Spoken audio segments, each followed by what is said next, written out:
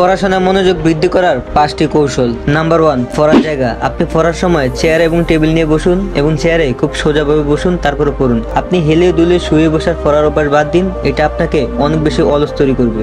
Number 2, আপনি যে বিষয়ে পড়াশোনা করবেন সেটিকে কঠিন না মনে করে বরং সহজ মনে করুন, কারণ আপনি যেটিকে কঠিন মনে করবেন সেটি আপনার জন্য কঠিনই হবে, আর যেটিকে আপনি সহজ মনে করবেন সেটি আপনার জন্য সহজই হবে। নাম্বার 3, লিখুন বা বলুন। পড়ার ফাঁকে ফাঁকে আপনি পয়েন্টগুলো না দেখে লিখুন। যদি সব বিষয় আপনার মনে পড়ে তাহলে এটি আপনার পড়াশোনার প্রতি কনফিডেন্স আরো বাড়িয়ে দেবে।